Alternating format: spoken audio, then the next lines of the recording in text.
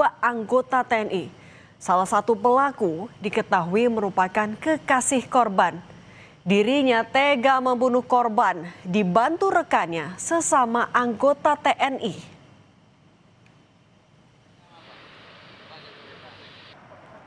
Kasus ini terungkap ketika warga menemukan jenazah di bawah jembatan Kelurahan Lakologo, Baubau, 21 Desember lalu. Jasad korban ditemukan dalam kondisi mengenaskan. Di tubuh korban ditemukan luka senjata tajam dan luka bakar. Polisi memperkirakan peristiwa pembunuhan terjadi beberapa hari sebelum jasad ditemukan.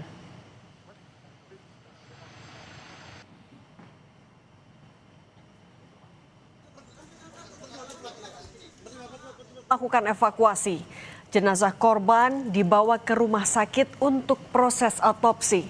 Setelah proses otopsi selesai, jasad korban diserahkan ke pihak keluarga. Suasana duka menyelimuti rumah korban hingga ke prosesi pemakaman. Tangis keluarga pecah saat jenazah dimakamkan. Salah satu anggota keluarga bahkan sempat tak sadarkan diri. Keluarga berharap kasus pembunuhan bisa diusut tuntas. Ya, dia kenalkan di acara keluarga. Kalau dia berhubungan sama itu? Iya. Saya dari keluarga mau ditindaklanjuti kasus ini supaya terungkap. Apapun pekerjaan? Iya, apapun pekerjaannya. Dari hasil pemeriksaan sementara, diketahui bahwa salah satu pelaku memiliki hubungan asmara dengan korban. Hubungan keduanya bermula dari perkenalan melalui dunia maya sebelum berkembang menjadi hubungan pacaran. Motif utama pembunuhan ini dipicu persoalan asmara. Pelaku diketahui enggan bertanggung jawab atas kehamilan korban. Dalam keterangan persnya, Komandan Denpom 14 3 Kendari, Letkol CPM Haryadi Budaya Pela bilang, motifnya karena pacarnya hamil dan meminta pertanggungjawaban. Romansa berujung petaka juga terjadi di Banjarmasin. Seorang oknum polisi tega menghilangkan nyawa seorang mahasiswi Universitas Lambung Mangkurat. Sang polisi hilang akal karena korban mengancam membocorkan hubungan gelap kepada calon istri sang polisi. Namun mayat di lampu merah Sungai Andai. Lampu merah Sungai Andai. Peristiwa bermula saat jenazah korban ditemukan di dalam sebuah gorong-gorong. Korban ditemukan oleh seorang petugas kebersihan yang awalnya mengira jenazah tersebut adalah boneka. Sang petugas kebersihan pun langsung menghubungi polisi. Korban ternyata merupakan mahasiswi Universitas Lambung Mangkurat, Banjarmasin.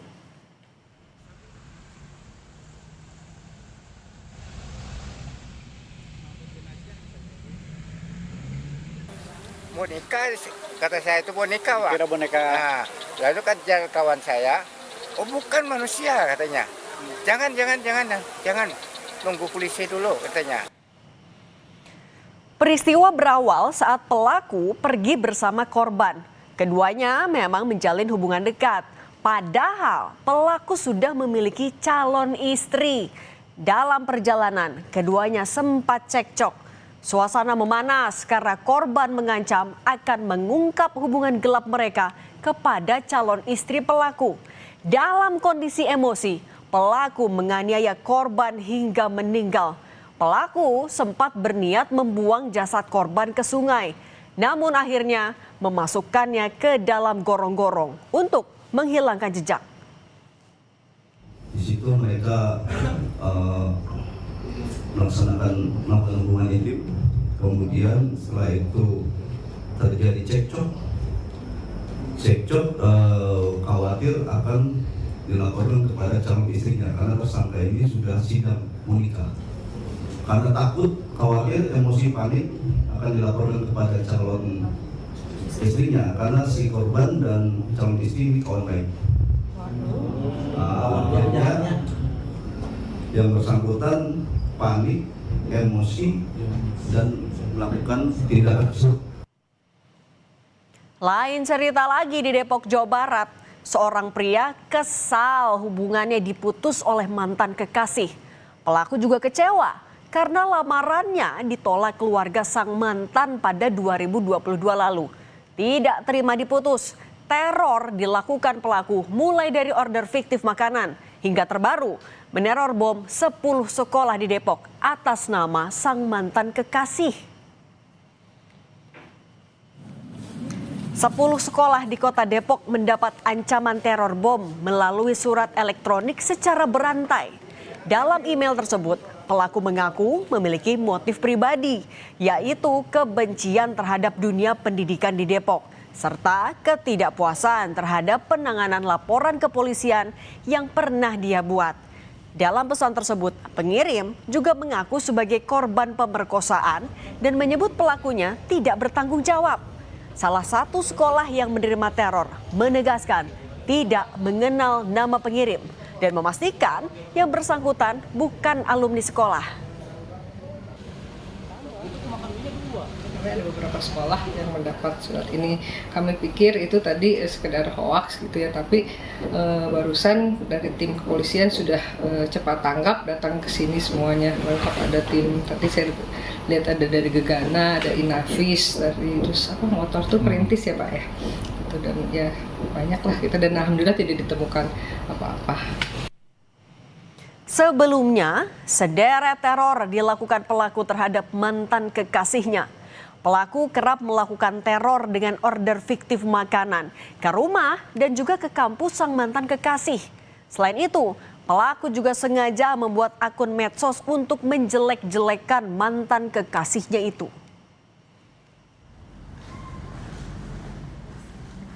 Polisi akhirnya menangkap pelaku peneror bom terhadap 10 sekolah di kota Depok. Polisi bilang, teror dipicu pelaku sakit hati ditolak menikah oleh keluarga kekasihnya. Polisi menangkap pelaku di kediamannya di kawasan Depok. Sejumlah barang bukti disita, yaitu ponsel yang digunakan pelaku. Polisi menyebut pelaku membuat email atas nama kekasihnya dan mengirim teror ke 10 sekolah di kota Depok. Kampus tempat mantan kekasihnya berkuliah pun juga jadi sasaran teror pelaku.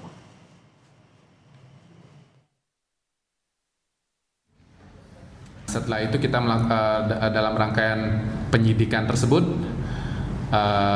mengungkap bahwa kita meyakini pelaku penteror tersebut adalah saudara H dari penyelidikan ataupun penyidikan yang kita dapati handset atau device yang ada di rumah bersangkutan. Kita melamar tapi ditolak karena memang saudara H sering melakukan teror.